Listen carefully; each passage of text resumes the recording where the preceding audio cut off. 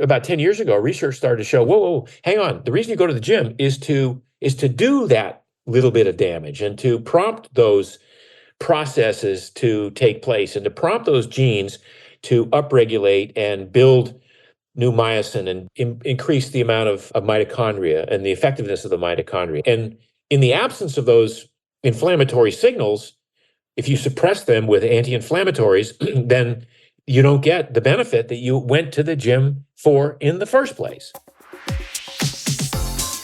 Hey guys, welcome back to the Digest This podcast. I'm your host, Bethany Cameron, and today we have the founder of Primal Kitchen, Mark Sisson, on the show, and he's also the author of 12 books, including The Primal Blueprint and The Keto Reset Diet.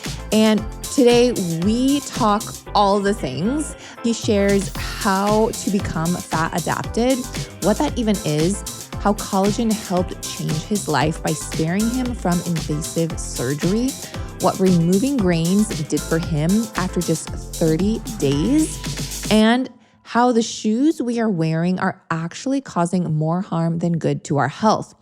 We also dive into the myth that you need carbs because, yes, there's essential nutrients we need. There's essential amino acids, essential fatty acids, essential proteins, but there's actually no such thing as essential carbs. So we get into that.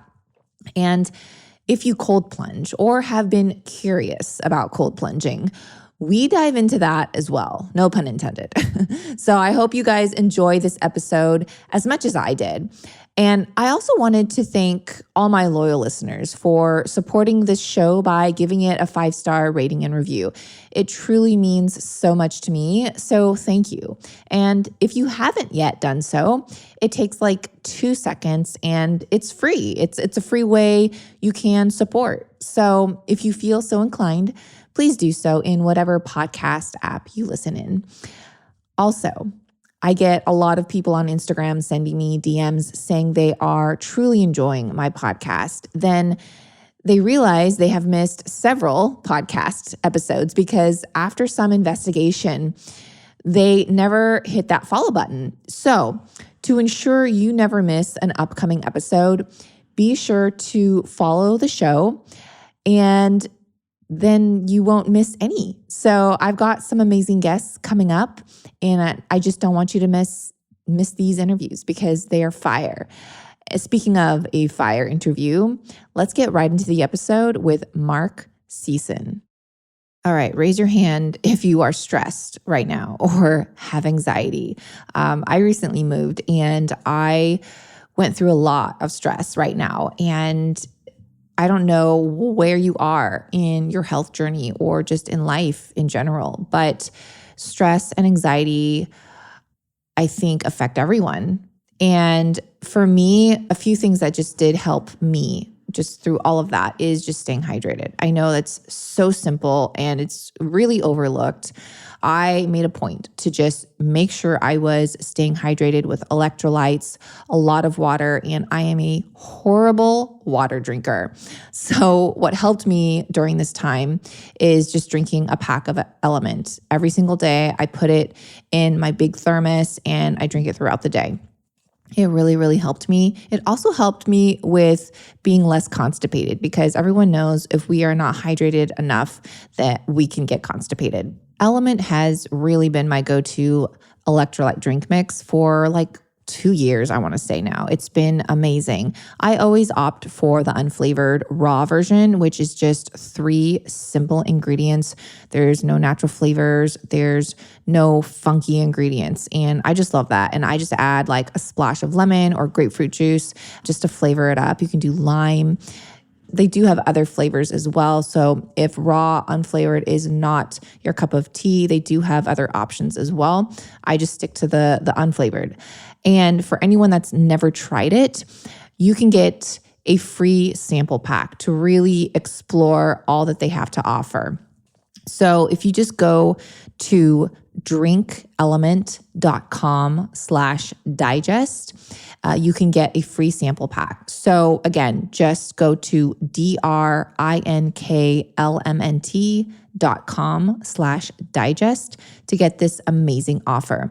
And they also have a no questions asked refund policy. So you can try their products totally risk-free. And if you don't like it, they will give you your money back, no questions asked. You really have nothing to lose, you guys.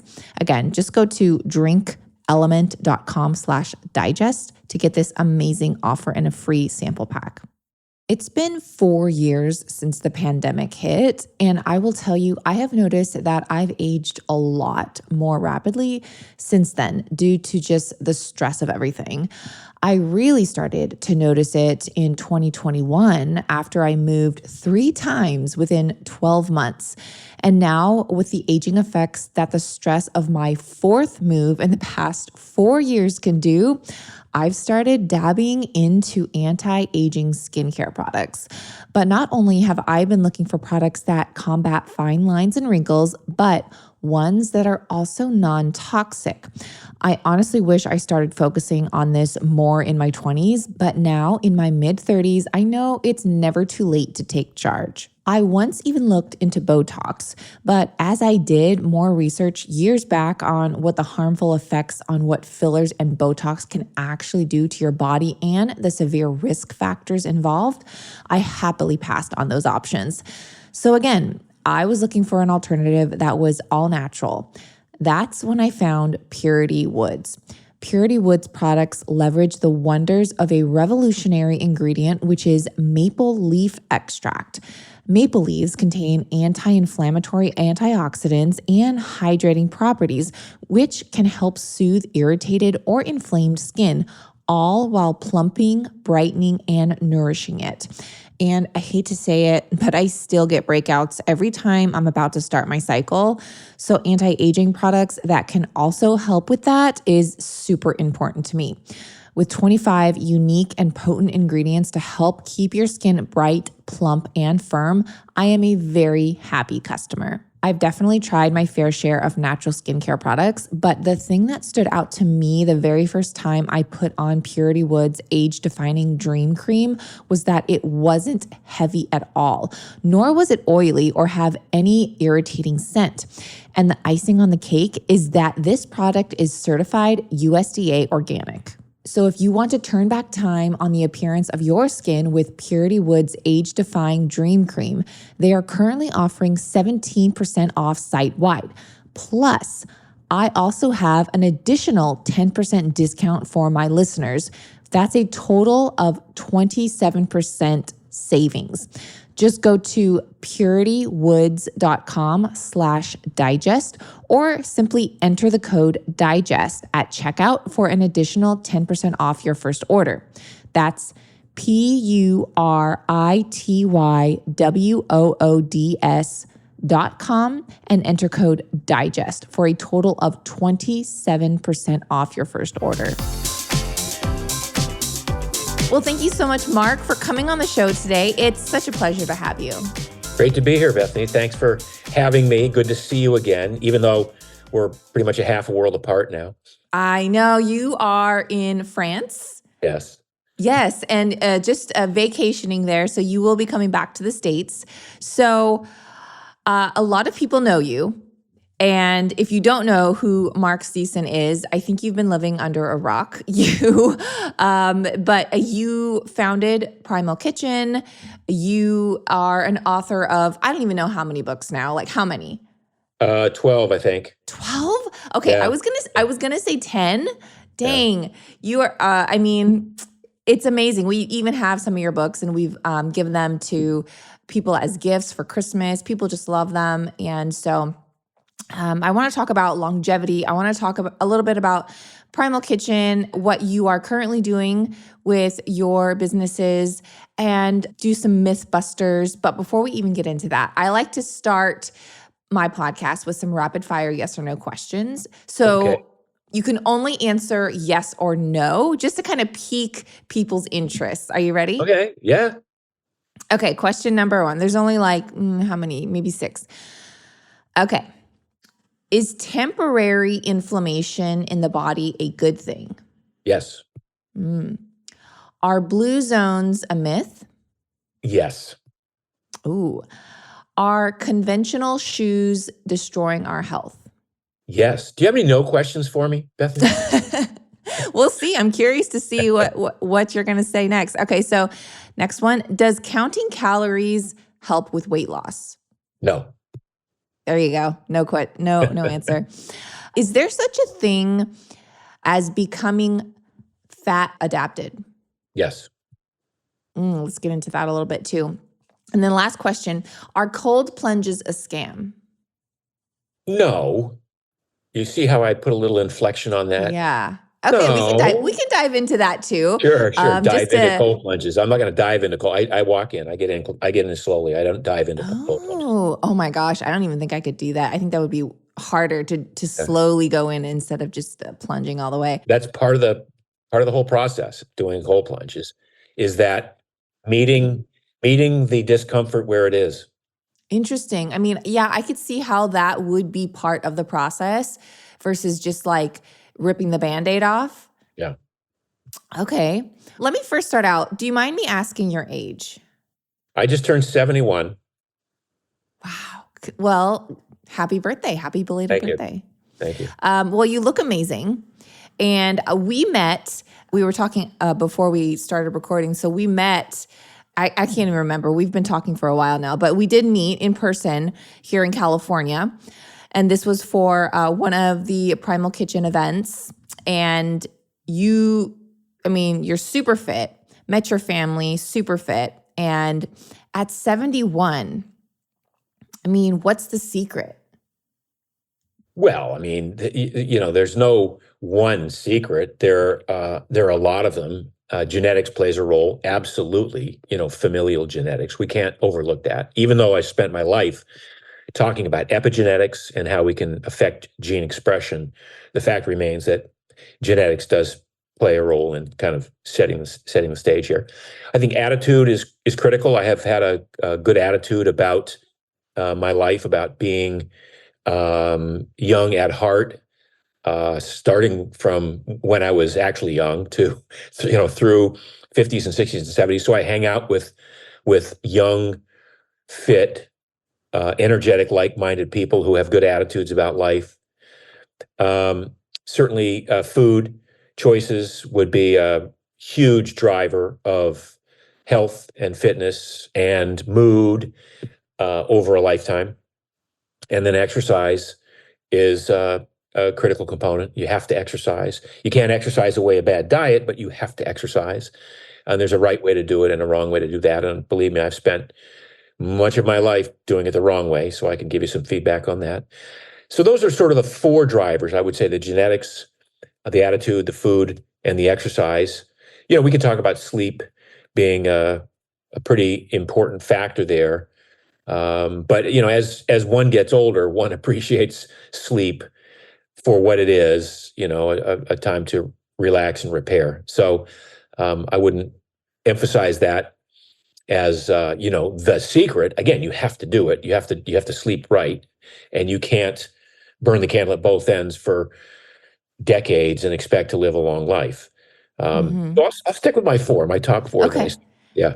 Well, all right. Look, I want to dive into that a little bit later, but before we even do that, I know a lot of people are probably wondering, and again, they know you for the founder of Primal Kitchen. I want to ask, what made you start Primal Kitchen? Like, what was the why?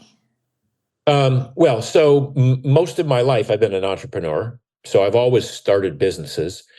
In many cases, I've started businesses that addressed issues that I encountered in my own life. And you'll see this a lot with other entrepreneurs, where they find a problem that they're unable to solve using conventional means, and they figure a way around it. And in my case, once I realized the importance of food, the importance of getting rid of the crap in your diet, and that means getting rid of the sugars, the sweetened beverages, the industrial seed oils, the pies, cakes, candies, pastas, cookies, all of the stuff that I think people realize they probably should not be eating a lot of, and maybe should be eliminating mostly. You come down a pretty short list of foods that are healthy and natural and good for the human body and soul. And that would be meat and fish and fowl and eggs, nuts, seeds, vegetables, a little bit of fruit, and some starchy tubers. And that list is kind of short given the size of a 40,000 square foot grocery store that you walk into. So when I realized how important it was to kind of center my diet around that shorter list of foods, I realized also that that it's difficult for people to make a diet consisting primarily of those foods palatable, exciting, interesting, sustainable over a lifetime. It is the methods of preparation. It's the sauces, the dressings, the toppings, the herbs, the spices, the way you cook things that gives these foods variety and gives them, I think, an exciting, palate change. And Yeah, fair I enough. think Go ahead. well, I agree. Like if you really think about it, the flavors and the spices and the sauces, I mean, eating a plain cucumber isn't that exciting, but man, when it's marinated and prepared Yeah. right, a No, cucumber great. can be so good. Great point. So, understanding this after my first major book, which I'd already written several books before the Primal Blueprint, but the Primal Blueprint was my first big book, and it kind of revolutionized how people thought about the paleo diet and about eating a natural, human type diet. I thought, oh my God, I have the answer. I'm going to do a cookbook. It's called the Primal Blueprint Healthy Sauces, Dressings, and Toppings Cookbook. And it will crush. I'll sell millions of copies of it. And I was self-publishing at the time, so I printed 50,000 copies in the first run.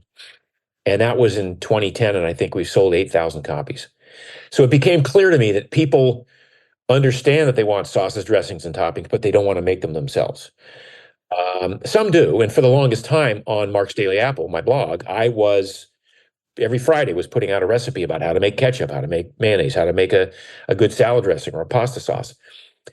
So armed with all this information, in 2013, I said, look, I know that people want to put things on food, and I want to put things on food to make it taste better and to make it more palatable.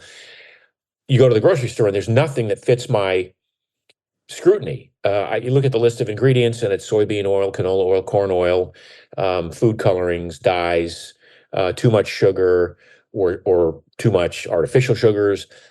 And even things like Newman's Own, which was sort of recognized as being a better for you line of salad dressings, his extra virgin olive oil dressing, that was the third ingredient after may contain soybean oil and canola oil. So I looked at the marketplace and I thought, this is a big space, a big opening here for somebody to come along and make a line of products that will offer great taste and an ingredient list, an ingredient profile that offends no one in terms of using substandard ingredients. And so that really was what the launch, the impetus behind Primal Kitchen. I made it for myself. I made the mayonnaise and the ketchup and all these things because I wanted something that I could use and put on my food with what I call reckless abandon.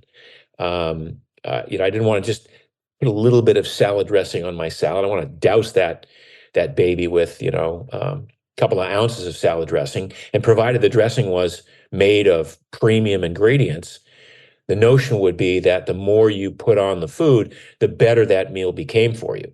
So that was behind that. Yeah, I think you hit the nail on the head just with everyone does want a better for you dressing, but no one wants to make it themselves, which in today's world, everyone is so busy and they're already preparing the food. They're going to put the dressing on and they don't want to have to make the dressing as well, which if you can, that's amazing.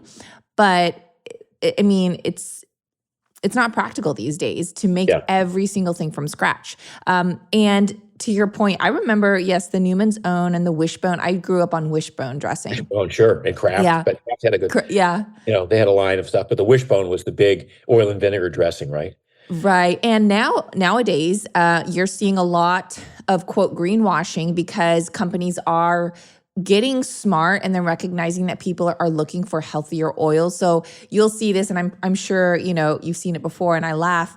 I see pick up a mayonnaise and it says, made with olive oil or made with avocado oil, the mayonnaise. And yeah, it's made with avocado oil, but it's also made with canola oil. It's also made Exactly. with, and it's like, okay, well That then, annoys that annoys the crap out of me. Yeah, hate that. so it's like, why even add it, you know? Yeah. But that's what I really like about your condiments and your ketchup specifically is just your unsweetened ketchup is like my holy grail. So were you having, I do want to ask though, so the time when you were developing Primal Kitchen, were you having any health issues at the time? Or it was just something, a passion of yours? Like, were you always just a healthy person? I've always been health conscious. Hmm. Not always a healthy person. I mean, I was an endurance athlete when I was 13, 14, 15 years old. So I was really skinny. I ran way more miles than I should have. And I was taking on a diet that was at the day was the standard recommended diet, which was get 1,000 grams of carbs a day to fuel all the miles that you're running. And so in order to do that, you had to sort of it was about pancakes and waffles for breakfast and or cereal and pasta and bread and all of the sources of carbs that we think about as being not necessarily so great for you these days. Many of which were made with refined flours, which ultimately turned out to be my health downfall. And that was really the aha moment that I had when I realized that I had a big issue with gluten, with wheat gluten. And I'm not celiac and I'm not, gluten intolerant. I get inflammation, I get bloated, I get stomach issues, I get leaky gut. Those are all, serious warnings that what you're eating is not serving you well. So, my my athletic career was cut short by injury, and partly as a result of the shoes that I was wearing, which prompted me to start a shoe company 40 years later, and partly because of the inflammatory diet that I was taking on, and that kind of informed the rest of my career as a health researcher with a focus on diet. Um, so I've always been health conscious, but I haven't always been healthy. And for instance, I was 47 when I finally discovered this thing about the grains being antithetical to my own health.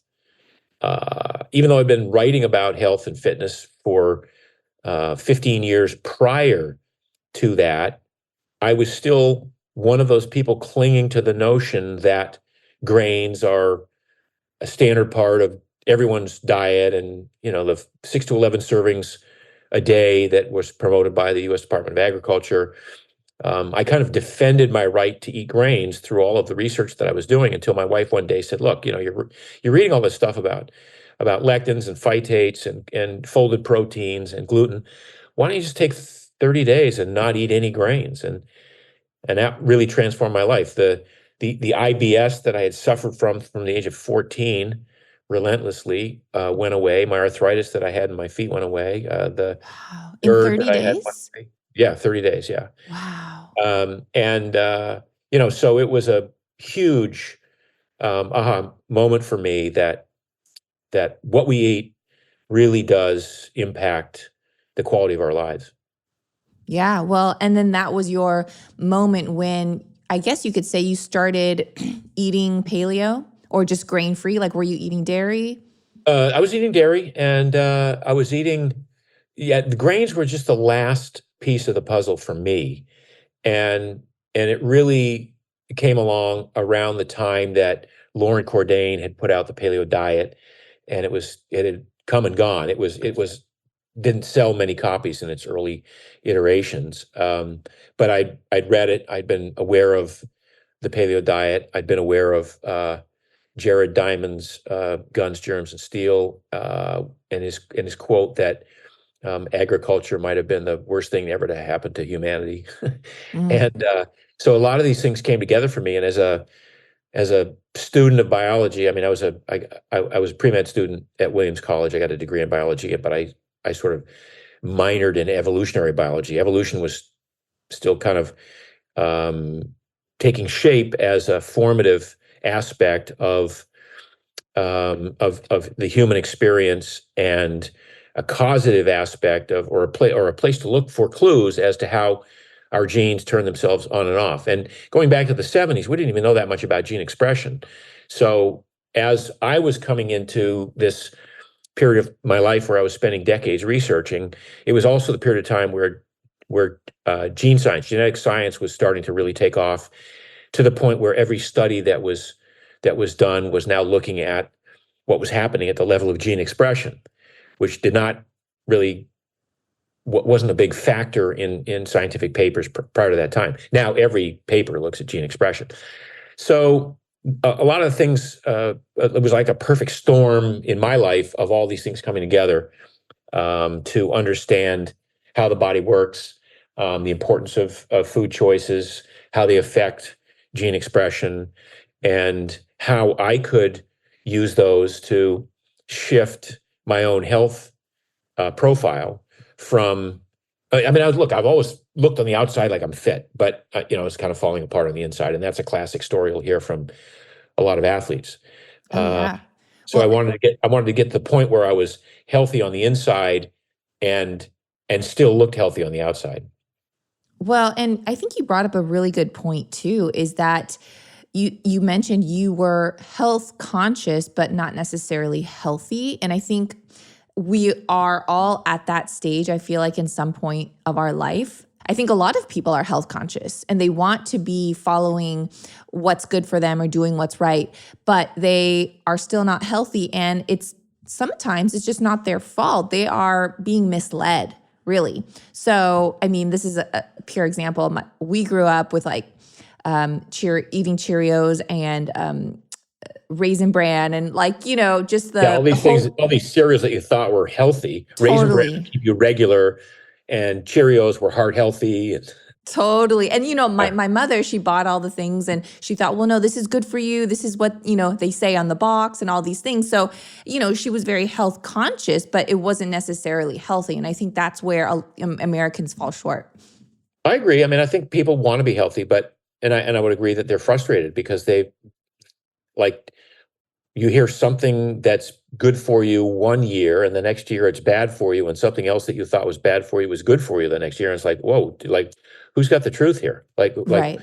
it must be awfully frustrating to somebody who doesn't have the basic sort of biological background to even begin to parse a paper and go, well, it doesn't really, I see how they arrived at that conclusion, but I'm not sure it makes sense for me. I mean, it's look, at the end of the day, this is we've talked about it for decades now. It's all an experiment of one, right? You take the information that's out there, and as long as you have done your homework, you can do a reasonably decent experiment on yourself by, say, excluding certain foods for a period of time and seeing what your response is and acting accordingly. All right, you guys. So I have been making these special gummies and I have to give you the recipe. So get a pen and write this down. These gummies are so addicting and all you need are 3 main ingredients. They're not only good for the gut, but they can also help aid in hair growth, immune function, skin health, and they taste like a creamy ice cream pop you literally can just pop in your mouth. And all this is from the colostrum I add. So if you haven't guessed by now, these are creamy colostrum milk gummies that literally are like a pillow in your mouth. You can add a touch of honey if you want, or keep them 100% sugar-free for all my keto and low-carb friends. I'm sure you guys have heard me talk about Armura colostrum over and over by now, and for good reason. It's been clinically shown to help guard against inflammation and everyday toxins and pollutants. Colostrum intake has also been linked to fewer respiratory tract and GI infections in children and adults. In fact, there are over 5,000 published studies documenting the benefits of colostrum and its ability to optimize health from when we are born all the way through our elder years. But Armura colostrum is different from others on the market, and it's something I started taking back in March 2023, long before all the hype. They use a proprietary cold chain biopotent technology that distills over 200 functional nutrients, guaranteeing the highest bioactive integrity and bioavailability.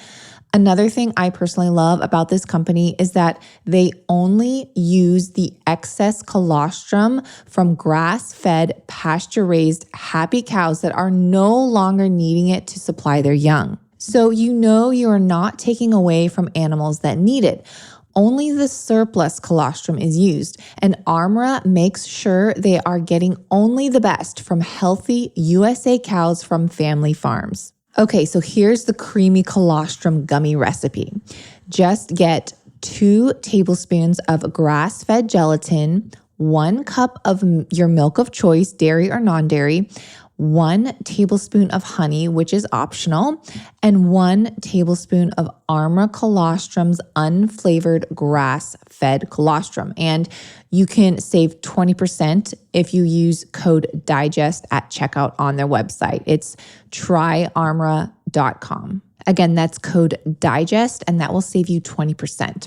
So what you're gonna do with the ingredients is first you're gonna pour the milk into a small saucepan, sprinkle the gelatin over the top and allow it to bloom for 5 minutes. If you're using honey, you're gonna add that now, and then you're also gonna add Armura colostrum to the pan. You're gonna bring it to a medium heat while whisking. Just be sure not to boil it, just a medium heat. Now, once the milk is slightly warmed and everything is dissolved, just remove the pan from the heat and pour into any mold of choice or a glass dish. Then place the dish or the molds into the fridge for at least 2 hours or until set. Once set, just pop the gummies out into an airtight container, and then you're just going to return it to the fridge to store it. If you are using one large dish, then you can cut them into squares or whatever shape you prefer. If you haven't tried Armura colostrum by now, here's your chance. You can save 20%. Just go to tryarmura.com and use code DIGEST to receive a special discount for my podcast listeners. That's tryarmura.com and use code DIGEST. Again, that's tryarmra.com and use code DIGEST at checkout.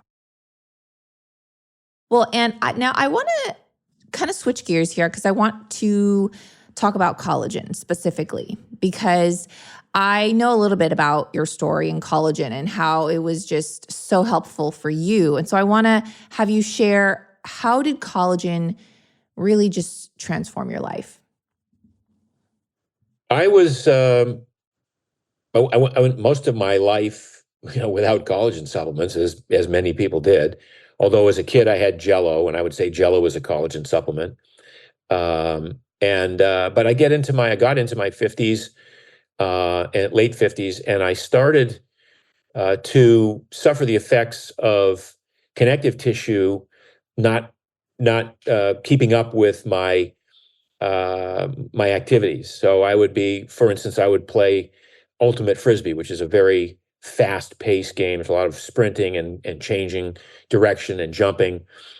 And I would, over a period of a year or two, I developed Achilles tendinosis, which is a thickening of the Achilles tendons, and it was really debilitating. I mean, I couldn't play the game anymore. I couldn't sprint. I couldn't even, for instance, I couldn't jump off, like coming downstairs. If I were to jump the last 2 stairs, I would, in my mind, I think I'd snap my Achilles if I jumped that. So it was, and I would if I got a massage, the massage therapist would touch my Achilles, and I'd be I'd don't stay away, don't touch them.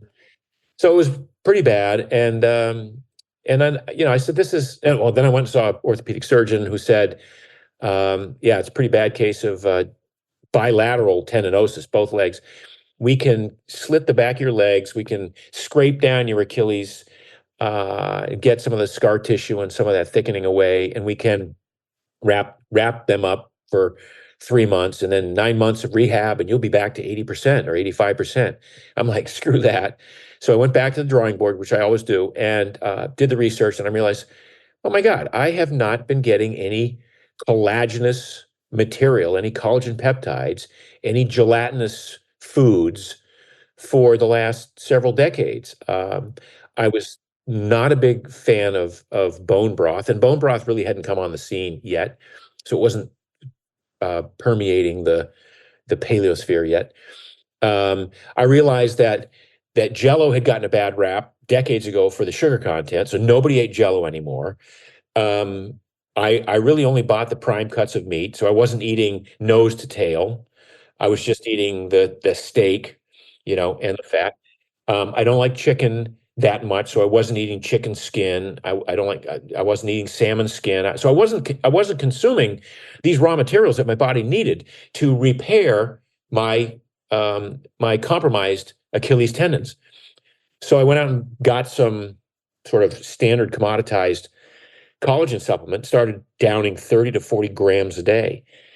And in 4 months, my Achilles got better to the point of, like, knock wood. This is, 15 or more years ago.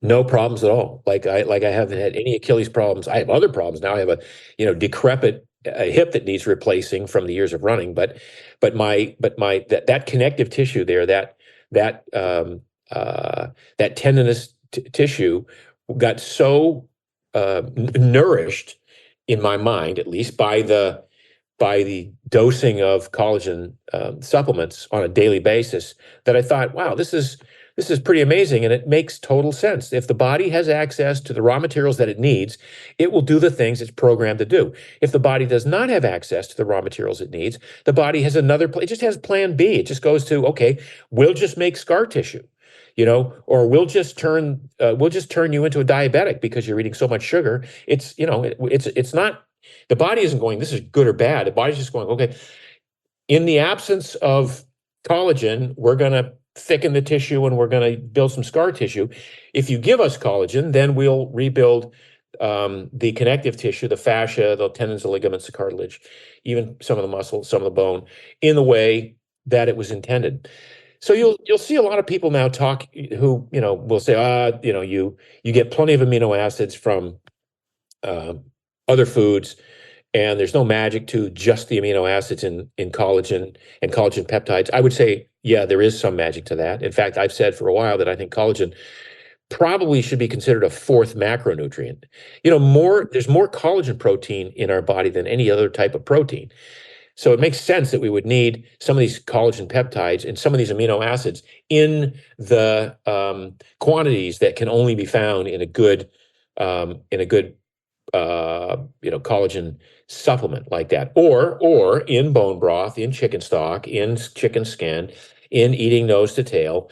You can certainly do that, as people did for the longest time. I suspect your grandmother probably used Knox gelatin for her nails. This was a My Knox mom did, yeah. Yeah, so when I was growing up, every mom had little boxes of powdered Knox gelatin, and it was clearly for your skin and hair and nails. Well, skin, hair, and nails, they are definitely keratin based and collagen based. But then we've got Achilles tendon, we've got tendons and ligaments and Yeah. fascia and all the other I stuff. mean, even your gut can benefit from collagen and rebuilding Hugely, the lining. and I would, Yeah. that's a great, I should have mentioned that as well. Yeah, I think a lot of people who have severe gut issues, first of all, give up the offending foods, and don't think that you can just repair a gut that's been compromised that way, an inflamed gut, just by adding collagen. You have to get rid of the offensive ingredients first. But once you've done that, that doesn't mean that it's all clear. You absolutely should start thinking in terms of what you can provide as additional raw materials for those cells lining the gut to repair themselves. Yeah, and I think that's a huge thing that people may be missing, is that, they think they're going to get some benefit from adding this or that supplement, but they're not removing all of the offenders and they're not seeing any results. Well, no wonder. Like, you can't add collagen to a McDonald's shake and hope that it's going to do you some good. Right. Here. Yeah. So, yeah. Well, and then I want to quickly can you explain the difference between collagen and gelatin? Because they do have similar profiles, but they do react differently. Well, I mean, gelatin, they have, I'm not going to go into the chemical differences right now, but prolamine, lysine, hydroxyprolamine, these are some of the elements that are in there that are that are most incorporated into this connective tissue that we talk about. Gelatin is if you can't get a collagen supplement, gelatin is a great substitute. I mean, gelatin is basically it's what congeals when you've made a stock out of meat, or out of a bone, or a chicken carcass or something like that, and you let it congeal. That's the gelatin. That's those peptides that are congealing at room temperature or in the refrigerator. Maybe you can tell me if you have information as to the difference there. Well, to my knowledge, I know that they both are very similar as far as amino acid profiles. However, there's a slight difference as far as culinary use, right? So like gelatin, it gels, and collagen, I would say you could put it more so in your smoothie or in, in even cold items, and it won't get clumpy, I guess you could say. Yeah, I mean, if you mix up a collagen supplement, a collagen powder, and leave it out for a while, or leave it in the refrigerator, it'll probably congeal a certain amount. I mean, I wouldn't cook with collagen. Look, the same ingredients that are in these gelatin and collagen are in the original glue that wallpaper paste and other glues. I mean, the reason that in the old days, horses, when horses died, they sent them to the glue factory. Have you ever heard of that story? It's slightly familiar.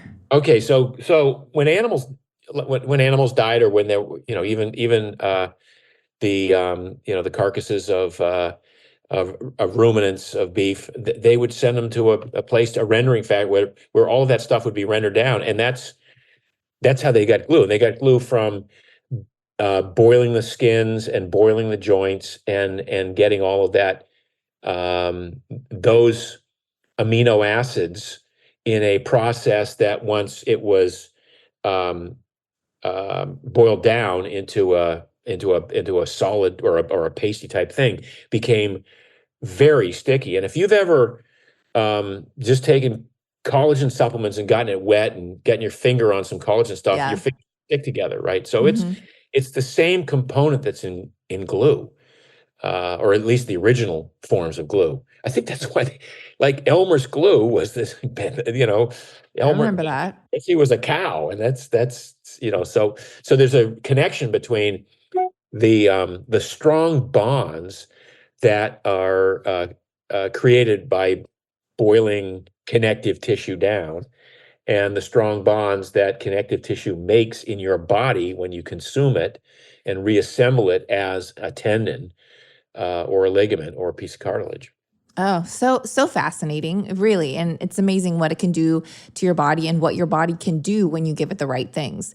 Now, at the beginning of this episode, I asked if temporary inflammation in the body was a good thing, and you said yes, it was.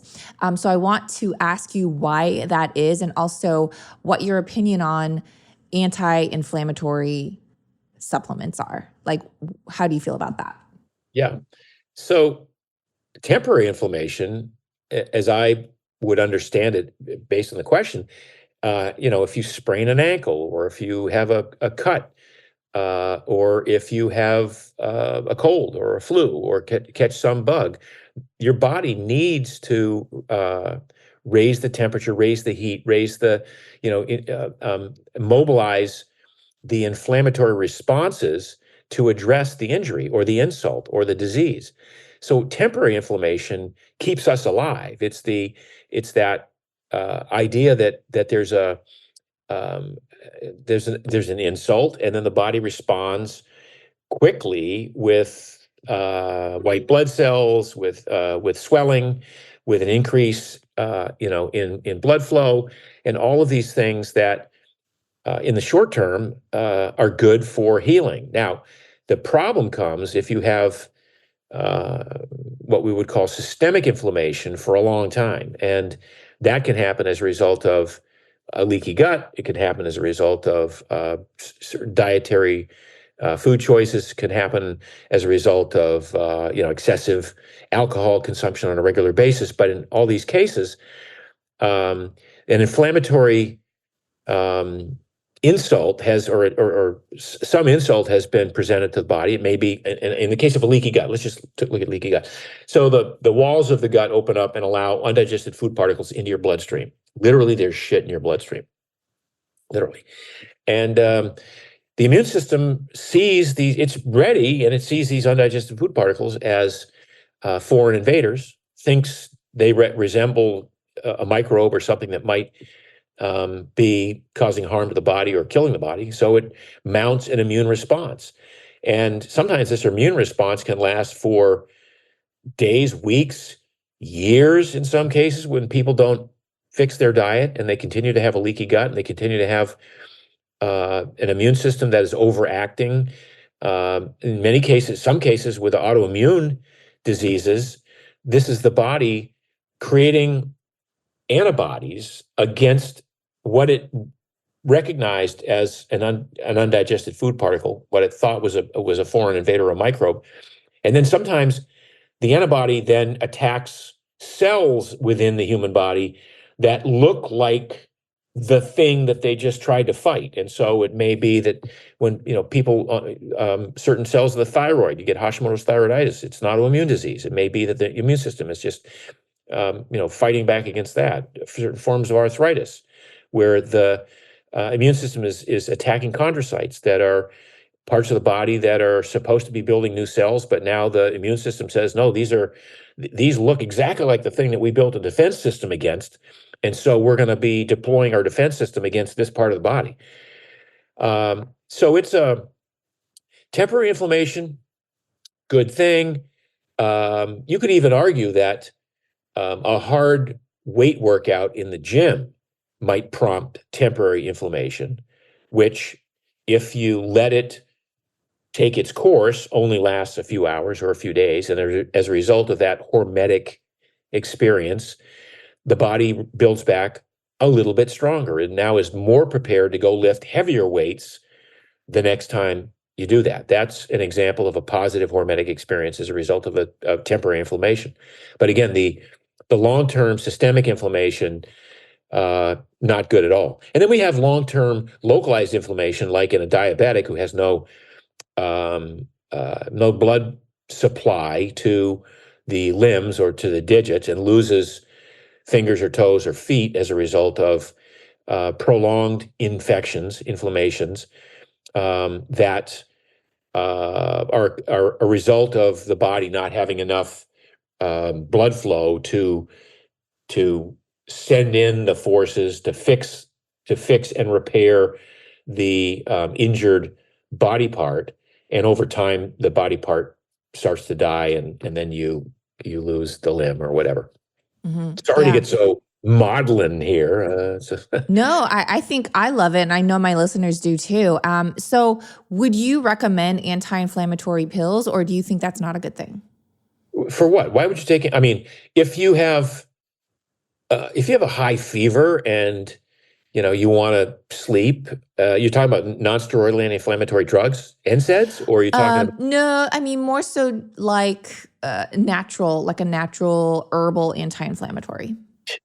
Again, if you're somebody who has, if you have a lifelong eating problem that has altered your health in a way that it's going to take time to address, then maybe that would be maybe a little bit of curcumin or some quercetin or some added vitamin C or whatever, and acetylcysteine, whatever it is you're thinking about in terms of an anti-inflammatory, might be of assistance. But in the short term, I'll give an example.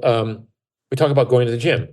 People go to the gym, and there used to be this idea that when you go to the gym and you work hard, you do some damage to the muscles, and you throw off these reactive oxygen species, these free radical, they used to call it free radical damage. And so it was thought at the time, well, maybe it'd be a good idea to take an anti-inflammatory so that I don't get the delayed onset muscle soreness, the DOMS, the next day, so that I enhance my repair and recovery, and so that I feel better and I can walk easier. Or maybe I take antioxidants, maybe I take anti-inflammatories, but then about 10 years ago, research started to show, whoa, hang on. The reason you go to the gym is to do that little bit of damage and to prompt those processes to take place and to prompt those genes to upregulate and build new myosin and build new increase the amount of mitochondria and the effectiveness of the mitochondria and all the things that we're looking for when we work out. And in the absence of those inflammatory signals, if you suppress them with anti-inflammatories, then you don't get the benefit that you went to the gym for in the first place. This happens as a result also of, and this is a germane to the cold plunge question, which is people say, well, what about the cold plunge? Is it like amazing? Is it a scam? Is it, well, it's yes and no. I mean, it's not a scam. It's very cool. I mean, it's very cool, very cold. But it No pun is, intended.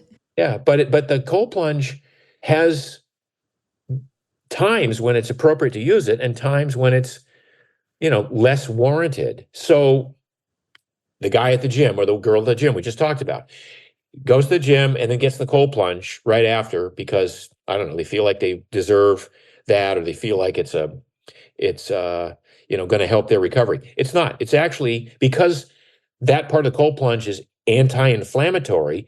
You don't want to cold plunge after a heavy leg day. You want to wait 5, 6, 7 hours maybe before you cold plunge. And then you would say, okay, so if I'm going to wait 6, 7 hours after my workout before I cold plunge, what are the other variables in my life? In other words, if I went and worked out early in the morning at 5 or 6 a.m. or 7 a.m., and then I went to work all day to a stressful job, so I had a stressful leg workout, then I went to a stressful job. Now do I want to go home and get into a stressful, hormetic cold plunge just because somebody said it was good for me? Just because Joe Rogan does it? Maybe the answer is no. Maybe that's too much stress in a day because the body does not know the difference between a good stress and a bad stress. It's just all stress. It's just all, these are all just responses to these changes in homeostasis that we inject into ourselves or put into ourselves. Now, you could say, okay, whoa. So wait a minute. For the longest time, the basketball players, they all sit in a cold plunge after every game. So Mark, you're wrong. It's like, no, it makes total sense. If you're playing a hard basketball game every night, you don't care about building muscle. You care about recovering so you can play basketball hard again the next night. And so that becomes an appropriate use of this cold anti-inflammatory therapy or protocol. Does that make sense? Yeah, no, totally makes sense. I think it's all individualized as far as what your daily routine is. Obviously, if you're an athlete, if you're just, the average Joe or soccer mom, I also think cold plunges, beyond the physical benefits, I think it could definitely have some mental benefits of just kind of getting over that hump to maybe just go through something mentally and make your mind stronger and to go through something. Hence that idea of walking in slowly, Mm-hmm. because that's for your mind. You just walk in, I mean, not slow, but just walk in deliberately. And just, my mantra is, it's only a sensation. It's not good or bad. It's just a sensation. Yeah, I feel like a lot of people need to get over that mindset that, okay, you got to tell yourself, well, I'm not going to die. It's no different than just going in fast versus slow. So get through it. And yeah, that's a really great point. Now, another question I had asked you at the beginning was regarding becoming fat adapted. Yeah. Now, what does that even mean, becoming fat adapted, and how can you do that? So I first started talking about this concept 20 years ago. The idea that modern life surrounds us with so much carbohydrate. There's so much access to quick, cheap, sugary, starch-based, quick energy foods that turn into glucose quickly in the bloodstream. And all of us are born with a recipe that wants to be metabolically flexible. Metabolic flexibility is sort of the factory setting for all humans. But if you take a young child and you start feeding him or her, cereal and bread and pablum and oatmeal and cookies and then, pasta and more bread and sugary drinks, over time, the body becomes really good at turning the extra calories from carbohydrates into stored body fat. And if you oversupply carbohydrates, the body does not like to have a lot of glucose in the bloodstream, so it turns this glucose into stored body fat. The idea that we should be burning fat, I've helped promote this idea that we should be using fat as our primary source of fuel throughout the day. We should be relying on our own stored body fat as our main fuel source for low-level activity, like just doing podcasting, but walking around, easy running, working out, and most of the energy from our daily activity should come from stored body fat. The problem is most people never get to the point where their body needs to tap into stored fat because there's such an excess of carbohydrate all the time. So people have pancakes or toast for breakfast or a donut. Not your listeners, but some people. Right. And then they have a snack at 10 because they have low blood sugar, and then they'll have a sandwich for lunch. That's bread and maybe some chips. And then they'll have another snack in the afternoon, and they'll have pasta. They'll have rolls, dinner rolls, and pasta and mashed potatoes and whatever, and maybe a little piece of chicken or fish for dinner. But it's a largely carbohydrate-based eating strategy that most of Americans have had for the longest time. And what this does, carbohydrate, at any one point in time, all carbohydrates convert into glucose. I mean, a few exceptions, but if they all convert into glucose, and if the body can only keep 1 tablespoon of glucose in the bloodstream at any one time, there is only 1 teaspoon, 5 grams of glucose in the entire human bloodstream at any one time. That means the body has this massive system to address influxes of sugar, glucose, and to either store it in the muscles as glycogen or to convert it into fat and store it on the body as fat. But the sugar, one of the mechanisms that the body uses is it secretes insulin. And so the more sugar glucose gets in the bloodstream, insulin rises. Insulin then is the hormone that allows access to all of the cells. Hey, okay, drive the sugars into the cell, drive amino acids as well, and fats into the cells. But the more insulin you have, the more it's trying to drive this stuff out of the bloodstream and into the cells. Well, insulin, in addition to that wonderful mechanism of sequestering nutrients inside cells, it also locks fat into fat cells. So when you have high insulin levels, you cannot take fat out of storage. So imagine most people eating, a carbohydrate-based meal every couple of hours throughout the day. Even if they're running or even if they're working out, they never really get a chance to tap into their fat stores because their insulin levels are so high.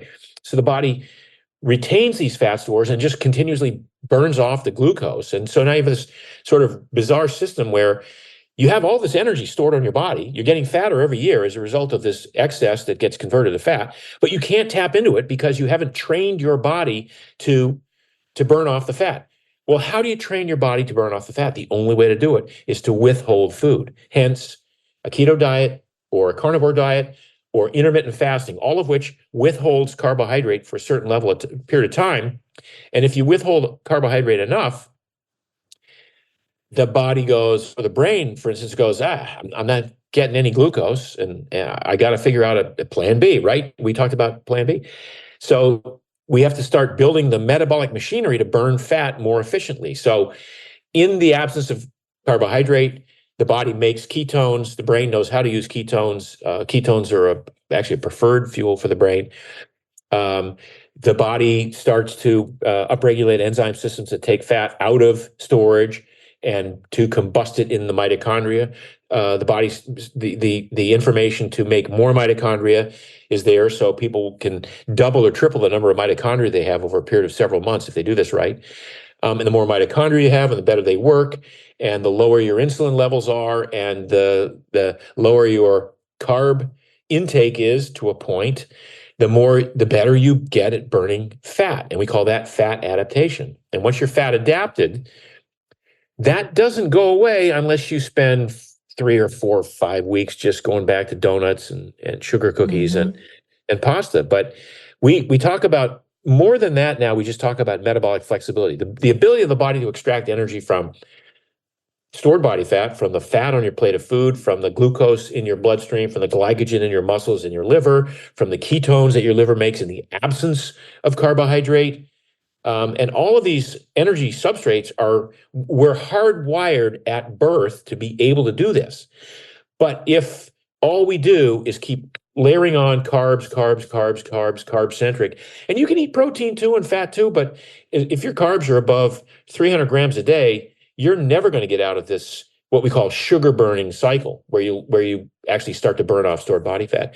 People can fight it, and they can go, well, I run 30 miles a week, and that's how I keep my weight only 20 pounds overweight. Well, that's the fact you're running 30 miles a week, but you haven't become fat adapted means you're burning glucose every time you run, glycogen every time you run. So now you get back from your run and you're hungry because the brain goes, we didn't burn any fat, but we burned off all of the glucose and the glycogen. So now we're hungry again. So now it's this continuous cycle that I wish I could get people to understand how easy it is to become fat adapted, to become metabolically flexible, and then to be untethered from appetite, hunger, and cravings. I love that. And I think you explained it so well, Mark. And I have definitely, at least in my diet, I eat a lot of fat and I'm never hungry, And I think fat does more than just. That's the danger. The danger is, I've had friends who eat one meal a day because, I wrote a book. One of my books is called The Keto Reset Diet, and it's about how to use a ketogenic diet to reset your metabolism to become metabolically flexible. Doesn't mean you're keto for the rest of your life. It just means keto is a tool, right? But the other book that followed that was 2 meals a day, and it was about intermittent fasting and about the fact that once you become metabolically flexible, you wake up in the morning. If you have energy when you wake up and you don't need to eat, why are you going to force yourself to eat? In fact, sometimes, like, I'm living in France here, and I sometimes I'll have breakfast in the morning because France, and then I'm not hungry for lunch. So I have friends who eat one meal a day, and they'll say, yeah, it's tough, and I'm like, it's tough because you eat so much at the one meal. I'm like, no, it's tough because I want to be sure I eat enough at the one meal because I'm just not that hungry. I do perfectly well on one meal, 1,700 calories, a day, and I'm not competing in the Olympic Games. I'm not, trying to set any personal records. I'm just living my life, but that's comfortable for me. So you're exactly right. One of the issues is that your appetite, your appetite diminishes, and that's not a bad thing. That's a good thing. But now you see some of our contemporaries like Gabrielle Lyons, who talks about, you got to get 100, whatever, as many grams of protein a day as you weigh in pounds. Well, I can't even come close to that. And I don't need to, and I don't want to, and I stay fit and lean, and some would say ripped, on 110, 120 grams of protein You a look day. amazing, Mark. Thank you. So I would say the most eye-opening part of this whole metabolic flexibility is getting control of your appetite and going, holy crap! You can sit down to a meal and you're halfway done and you go, yeah, that's enough. It feels good. It feels good. I got protein. I got a little bit of, carbs. I got some vegetables in there. Push the plate away and go. Mm-hmm. I know there's more food around the corner whenever I need it, so I don't need to finish my plate. Well, and here's a question for you. I have never, and I could be wrong, but I've never heard of a quote essential carb. Now there's essential proteins, essential fats. Have you ever come across someone or literature that says there are actually essential carbs? No, and so it's like there's So there are essential amino acids, which are a component of protein. There are essential fatty acids, which are components of fats. And there are essential sugars that are parts of carbs. But there's no essential carbs. The body makes some of those sugars on its own. There's a process called gluconeogenesis, and it does not. If you're metabolically flexible, if you've become fat adapted, if you are living as almost all of our ancestors did until about 300 years ago, you don't you don't ever need to eat carbs. The body will do fine without them. I'm not suggesting you do that. I love the crunchiness of food. Don't get me wrong. I love to eat. I'm not advocating for not eating. And when I'm hungry, I really love to eat. I just don't let it control my life. And I make sure every bite of food I put in my mouth tastes great. I don't eat things just because they're supposed to be good for me. But I'm certain that people who are trying to lose weight, the probably the biggest lever they could move is gaining metabolic flexibility and understanding that doesn't take a lot of calories to thrive in your life. One of the things that happened as a result of the 2 meals a day experiment was I realized I got away with eating 3 meals a day and I didn't gain weight. But when I cut down to 2 meals a day, I didn't lose muscle, I didn't lose strength, I never got sick, and I was never hungry. So I was literally eating more calories than I needed, which some people would say, "Well, wow, Mark, that's amazing. You can eat more than fills you up and not gain weight." I mean, yeah, I can, but to what end? I mean, I'm not trying to be gluttonous about my life. I'm trying to satisfy my hunger and my appetite and my palate and my joy and my love of food at every meal, just not overdo it. Yeah, I'd put money to say that with the 2 meals a day, you probably had more energy. Well, sure, because again, I wake up in the morning and I do have a cup of coffee, and I love that coffee. But I have my first meal around 1 o'clock. So between the time I wake up, which is usually around 7, and I'll go to the gym, I'll get some work done. I might do a heavy workout. I might do an hour and 20 minutes of heavy paddling or cycling or lifting. Don't need to eat when it's done because I know I've burned stored body fat. I've accessed the the glycogen that was in my muscles. Now I'm going to refill those at a meal, but I don't need to do it right away, right after the workout. And I think that's a Uh, misconception that people yeah, think, oh, I yeah. just worked out. I got to eat within 5 minutes.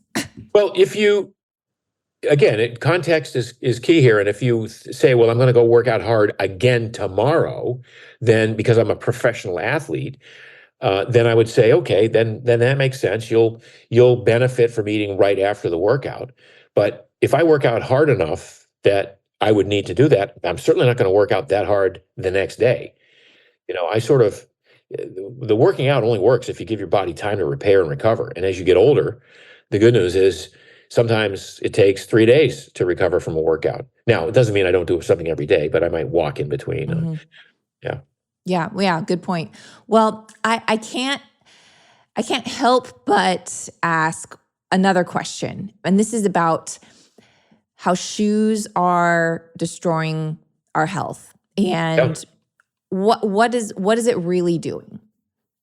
So, we're born with these amazing feet. They're very much like our hands. They want to spread out. They're kind of V-shaped. There's a heel to back and then a wide spread between the big toe and the little toe. They are our sole contact with the ground. They're our only contact with the ground. That's how we navigate this planet. It's how we communicate with our environment is through our feet. The fact that we're bipedal, that we only do this on 2 feet, whereas virtually every other animal either has 4 legs or has a tail that they drag behind, or they're knuckle draggers. But we are able to do this on 2 feet. Requires that we maintain our feet in like tip-top shape. We we need to feel the ground underneath. One of the feet have like tens of thousands of sensory detectors, nerve endings in the bottoms of the feet that detect the tilt, the temperature, the texture of the ground that we're walking on. And that informs the brain on exactly how to orchestrate the gait, which is how the arch scrunches in response to a rock or a stick or a hole that you step in, how the toes individually articulate, how the ankle might roll inward or outward in a positive way to unload some of that stress, how the knee bends.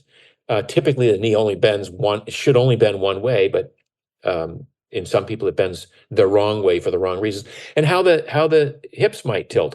All of this information is critical to the brain to be able to orchestrate the perfect stride or the perfect gait. I tell people everybody is born with a perfect biokinetic chain, a perfect kinetic chain. And whether you're duck-footed or knock-kneed or pigeon-toed or whatever you want to call it, or bow-legged, or have wide hips or narrow hips, you have a perfect kinetic chain, provided your brain has all the information it needs and can get from the foot on exactly, again, how to scrunch the arch, bend the toes, roll the ankle, bend the knee, all that stuff. Well, now we screw it up because we put thick cushioned shoes on. And again, in the name of what? Of protecting our feet. Our feet don't need to be protected that much. Ideally, we'd go barefoot our entire lives, but we can't. Obviously, we've created an environment that has pavement, concrete, hardwood floors, marble, tile, sticks and stones and glass and all kinds of things to navigate. So we can't really go barefoot all the time. But we shouldn't, in my estimation, we should not be wearing these thick, elevated heel cushioned shoes that completely negate all of this amazing haptic sensory input that the feet require. So with that in mind, my son and I started a company called Peluva a couple of years ago. We've been on the market for about a year and a half now, and it is a minimalist shoe that accentuates all the things that the feet do. In fact, our motto is "Let feet be feet." We try to relax, realign, and strengthen the small muscles, the intrinsic muscles of the foot, through a shoe that has 5 individual toe boxes. So you've maybe seen these 5-toed shoes before. I think they were ugly. I wore them for years. It didn't work for me. So I set about to create my own style of shoe. I know you've worn them. But so we've been very successful now. We've had tens of thousands of customers who are just delighted at the fact that they can finally feel like they're grounded, feel like they're walking the way nature intended, feel like their kinetic chain is working for them and not against them. They're wearing them in the gym. They're wearing them on long hikes. They're wearing them. I wear them on the pavement all the time. I walk, again, in France, I walk between 6 and 10 miles a day, sometimes on the pavement. We're here for 2 months. We don't have a car. We walk everywhere, and we have fun doing it. And so the shoes are minimalist in that they're just thick enough to cushion the blow of walking on concrete.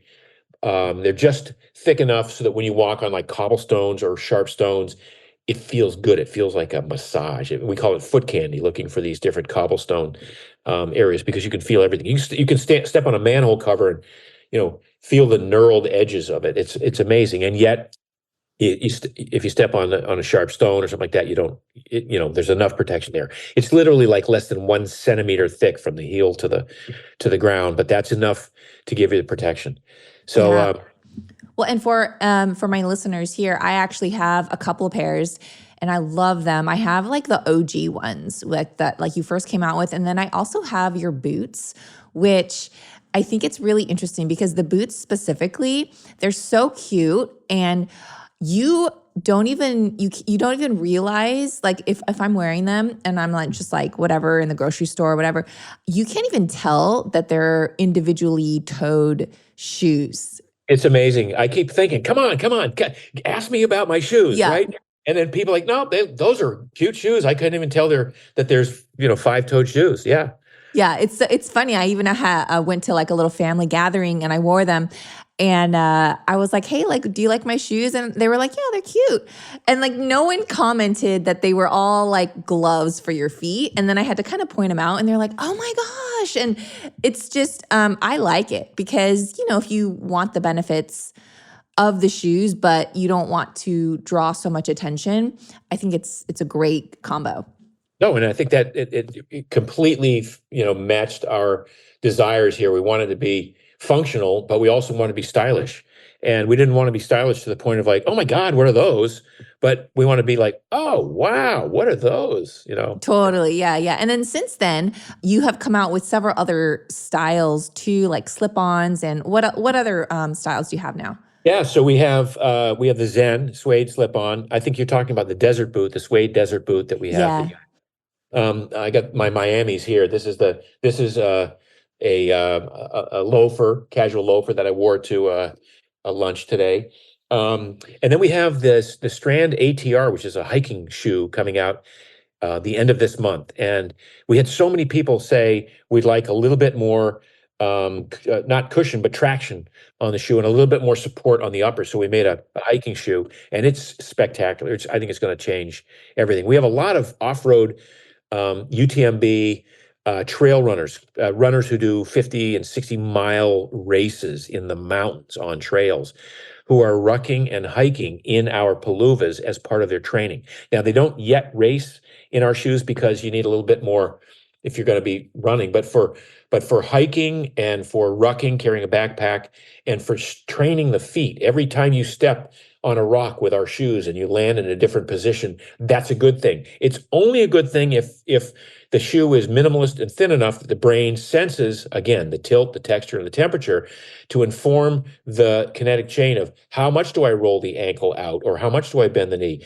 or do I even take a little bit of a skip on my beat here, versus wearing, say, a thick hiking boot, having no input, and then stepping sideways on a rock the wrong way, and then tweaking your knee because the brain had no information on how to absorb that force through the foot and through the calf and before it got to the knee. Yeah. Wow. It's amazing. And again, the company is Paluva. For anyone interested, you guys can go check them out. And where can they find you, Mark? And right now, Paluva.com is where you can find the shoe. And on Instagram, we are Wear Paluva, WEARPELUVA, Wear Paluva. And then, for me, I'm Mark Sisson Primal on Instagram. And I'm back to doing something 3 times a week, 4 times a week there. Something usually pretty controversial. And I love controversy. Yeah.